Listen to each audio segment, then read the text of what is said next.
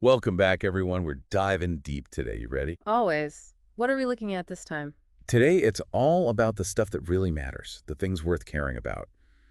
We're cracking open Mark Manson's The Subtle Art of Not Giving a F. Oh, interesting. I've heard a lot about that one. Isn't it about, like, not caring at all, though? That's what I thought at first, but it's not about being some indifferent robot or anything. No, this is about, well, figuring out what your values really are. Okay, I see. So you can, what, focus your energy on those things, right? Exactly. So you can pour your energy into the right things Hmm. and let go of the rest. That's the big idea, anyway.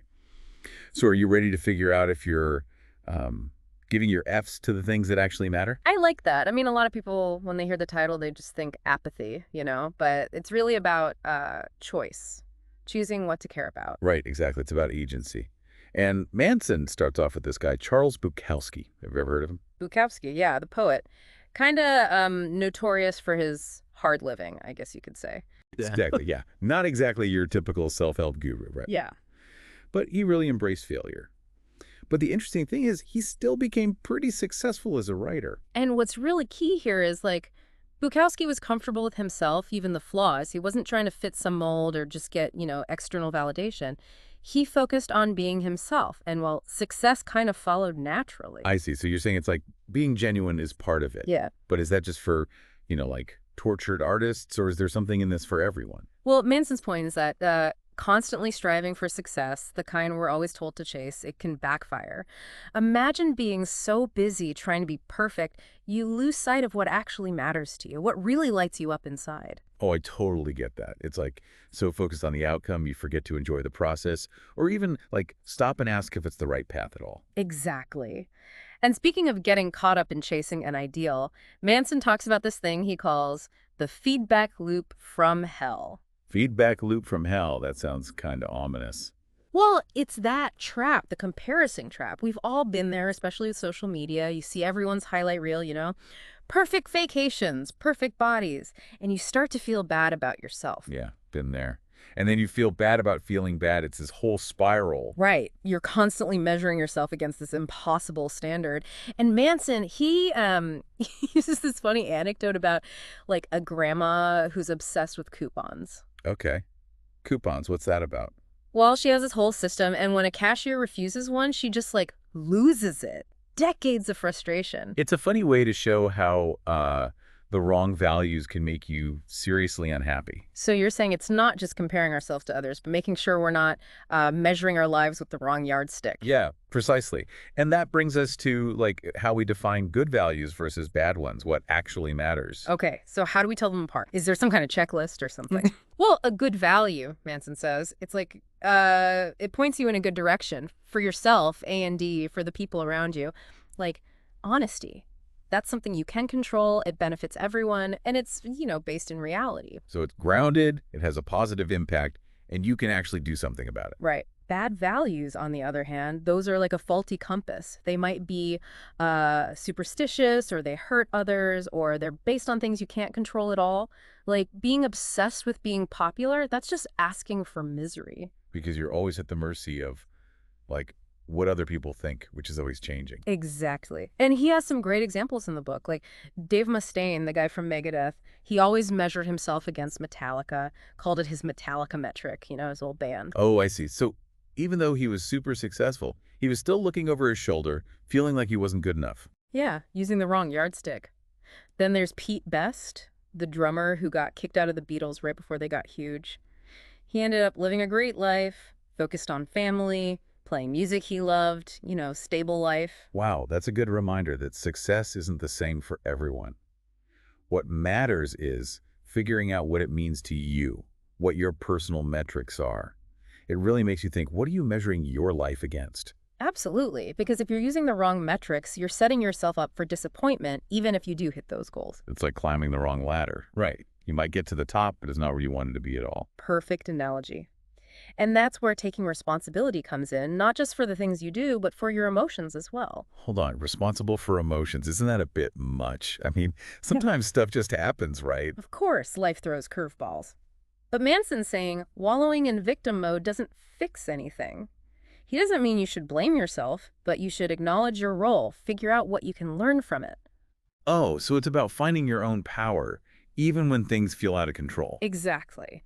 He talks about this time when he went through infidelity. Instead of just feeling sorry for himself, he focused on what he could learn, how to use it to grow. So it's about taking the reins, even when life tries to steer you off course. Yeah, I like that. And that leads us to Manson's global hopscotch phase.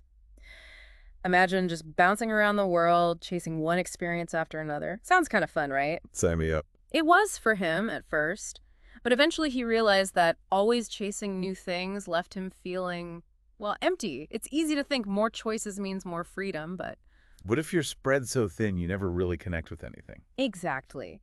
Manson realized that commitment, picking a direction and sticking with it, that's what brings real meaning.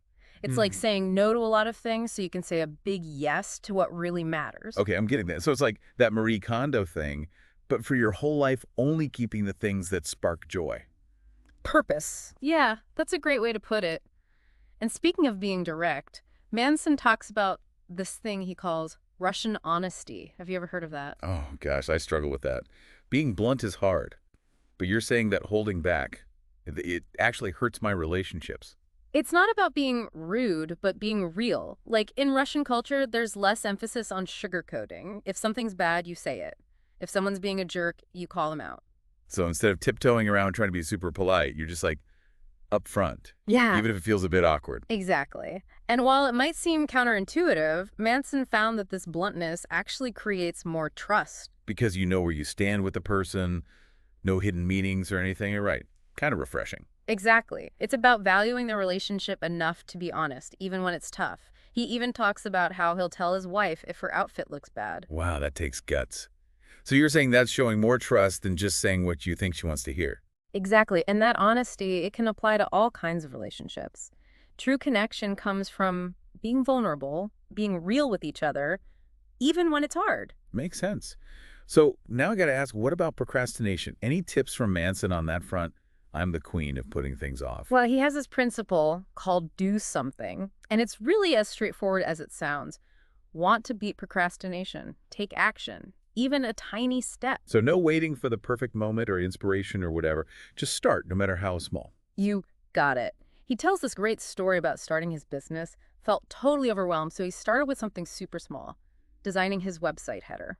Ah, so it's like break those big scary things down into smaller steps that don't feel so intimidating. Exactly. And the cool thing is, action often leads to motivation. You might not feel like it, but once you start, that momentum builds. Oh yeah, I've experienced that. Once I get over that initial hurdle, it's like the rest just flows easier. Right.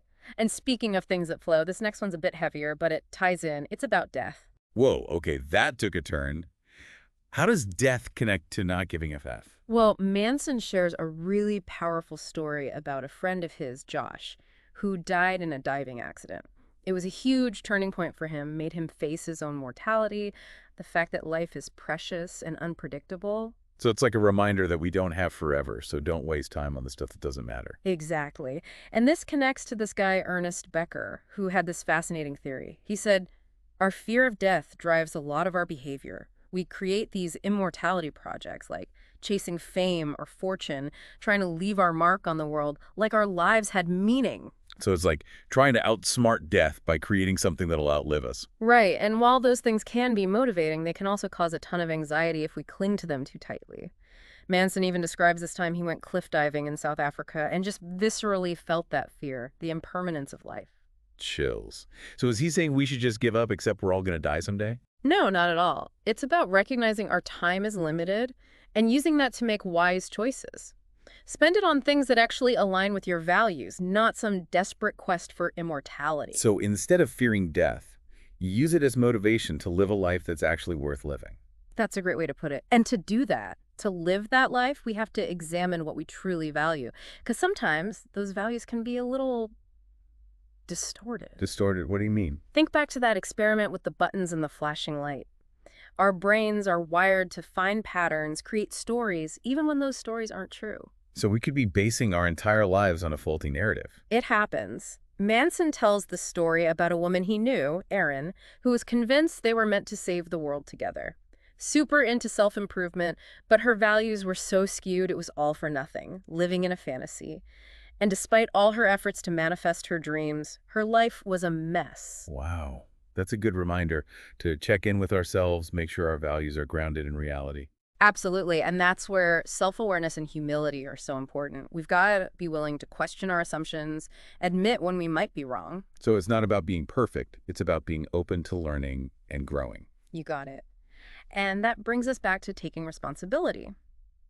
Manson says true freedom comes from recognizing we have a choice in how we respond to things, even the stuff we can't control. Which ties into not giving too many F's, Yeah. right? If you're not attached to a specific outcome, you can adapt easier when things don't go your way. Exactly. He gives this example of his friend's brother who was freaking out over his sister's engagement because he didn't like the guy. Total control freak situation. It's easy to get caught up in other people's drama, especially when you're close to them. But we can only control our own responses in the end. That's the key. And that's where boundaries come in. Manson says they're essential for both personal well-being and good relationships. So recognizing that we're not responsible for other people's happiness or their choices. Exactly. And that it's okay to say no when someone's demands are messing with your well-being. Not selfish, self-preservation. So this Russian honesty thing applies to ourselves too, right? Being Got it. honest about what we need, what we'll put up with. Totally. He talks about how he'll even tell his wife if her outfit looks bad. Not to be mean, but because he values their connection enough to be honest, even when it's uncomfortable. It's kind of counterintuitive, but Yeah. it makes sense. If you can't be honest, how deep can that connection really be? Right. And that applies to all kinds of relationships. True connection comes from that vulnerability, being real, even when it's tough. But it also requires being okay with failure. Most people try to avoid failure at all costs. How can that be a good thing? Manson calls it the failure-success paradox. Says we can only be truly successful at something we're willing to fail at. If you're so scared of messing up that you don't even try. Then you'll never learn anything new. Right. Exactly. He uses Picasso as an example. Created art for decades. Never let fear stop him. His success came from that commitment to expressing himself, no matter what people thought. So it's about the process, being true to yourself, not getting caught up in the outcome. Absolutely. And this brings us to something that's huge in our world today. The pressure to be exceptional. The tyranny of exceptionalism, Manson calls it. Yeah, we're surrounded by images of success and achievement. Social media is full of it. And it creates this warped view of reality. It makes us feel like we're not good enough if we're not doing amazing things all the time. It's so easy to fall into that comparison trap. Totally. And Manson reminds us, exceptionalism isn't the norm. Most of us are pretty average at most things, and that's okay. So letting go of that pressure to be extraordinary and embrace our own strengths instead. Yes. He says redefine your idea of success, make it more realistic and attainable. Not lowering standards, but choosing standards that actually matter to you. Finding your definition of success, not letting society tell you what it is. Exactly. And this leads us to something that often gets a bad rap. Happiness. What do you think Manson has to say about that? Well, he has a kind of radical idea about it. He says happiness isn't something you find, it's something you create. Oh, okay, so it's not about finding the perfect job or winning the lottery or whatever. Nope, not about circumstances. It's about like your mindset, the choices you make, your actions. So cultivating that inner joy, even when things aren't perfect on the outside. Exactly. And part of that, Manson says, is accepting imperfections, your own and the world's. Embracing the messiness. Finding the beauty in the less than perfect parts. Right. And focusing on what you can control, your thoughts, your reactions to things, like shifting your focus from trying to change the world to changing how you relate to the world. I like that. So it's an inside job, really. Totally. And Yeah. that brings us to a question that can really shift your perspective. What if, and this is a big one, what if this is all there is? Whoa, okay. Heavy stuff. He doesn't give a straight answer, but he says asking that question can be incredibly powerful. Might make you feel scared, or maybe even free. Makes you think about your own mortality, for sure. Right. And it can push you to live more intentionally. Make choices that reflect your values. Appreciate what you have now. Don't take life for granted. Speaking of which, what about other people's opinions? It's so easy to get caught up in that. Manson's pretty blunt about that one. His advice. Stop giving a fuff. He gets it. We're social creatures. We want to be liked. Like it's hardwired into us to want approval and avoid rejection. Totally. But he says needing that approval all the time, that's what causes so much anxiety. Because you're letting other people control how you feel. Right. Exactly. You can't control what other people think anyway. So why stress about it? Right. He says focus on living by your values, even if some people don't like it. Having the courage to be yourself, even if it means not everyone's going to be happy about it. Exactly. This doesn't mean being a jerk, though. It's about finding that balance, being authentic, but still respectful. All right, got to be kind. Okay, this one's tough. He talks about embracing rejection. Yeah, he says rejection is actually a good thing. Helps you figure out what you really value, what you're not willing to compromise on. So through rejection, you learn where your boundaries are. Yep. Helps you build stronger relationships with people who share your values, too. He even says, like, go out and seek rejection. Put yourself out there. Risk being told no. It's about getting comfortable with it so it doesn't stop you from going after what you want. Building up that resilience so it doesn't hurt as much. Exactly. And that resilience helps when things go wrong. Because let's face it, life throws problems at everyone. No one likes problems. Ugh. What's Manson's take on those? He has a perspective that might surprise you, he says. Our problems aren't actually that unique. Wait, hold on. Are you saying my problems don't matter? Not at all. It's not about minimizing your struggles. It's more about realizing that everyone deals with similar stuff. So it's more like remembering we're not alone. Everyone goes through hard times. Exactly. And that can be a really freeing realization. It helps you let go of that feeling of isolation. Like, yeah, my situation sucks, but other people have been through tough stuff too. Right. And that brings us to one of the big ideas in the book. Choosing your struggles. Hold on, we get to choose our struggles. I thought they'd just kind of happen. Well, yeah. You can't control everything. But Manson's saying you can choose how you interpret things, what meaning you give them. So not denying that things are hard, but choosing how you react to them. Exactly. He says even negative experiences can be chances to learn and grow if you look at them the right way. He even tells a story about when he had a really bad back injury. Oh, ouch. Back pain is the worst. Right. But instead of feeling sorry for himself, he decided to see it as a challenge, a chance to test his resilience, to be grateful for his health when it was good. So, like, our perspective really can change how we experience things. Totally. And this leads to something that might feel kind of scary. Uncertainty is actually a good thing. Most people want certainty, though. How can not knowing be good? Well, Manson's saying that clinging to certainty can actually stop you from growing.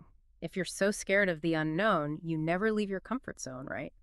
You miss out on new experiences. So it's about being open to new possibilities, even if it means things might not go exactly as planned. Exactly. He even challenges that whole idea of finding yourself.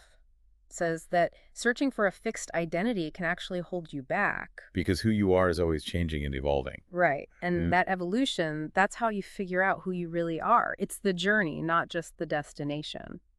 Which kind of brings us full circle to the book itself. Yeah, we've covered a lot. What are some of the things that stood out to you? What surprised you? You know, that idea of Russian honesty really stuck with me. It's a good challenge to be more upfront in my communication, even if it's a little awkward at first. What about you? What are you going to give fewer frees about? What resonated? For me, it's that thing about happiness being a choice. I always thought, once I achieve X, then I'll be happy. But it's more about the mindset, right? Creating that happiness from within. Yeah, I get that. It's so easy to get caught up in chasing external stuff. Like, if only I had this, then I'd be happy. But that's not really how it works. Right. Manson's point is happiness is something you cultivate. It's an ongoing process, not a finish line. Makes sense. What about you, dear listener? What are you taking away from this? What are you going to give fewer hefts about? It's about figuring out what really matters to you, not what society tells you to care about or what you think you should care about. It's about getting real with yourself. And then having the courage to live by those values, even if it's hard, even if it means ruffling some feathers. Exactly. It's your life, your F's to give. Choose wisely. Great advice. Well, that's about all the time we have for today. Thanks for joining us for this deep dive into Mark Manson's The Subtle Art of Not Giving a F. It's been a thought-provoking one for sure. Remember, it's not about becoming apathetic or indifferent.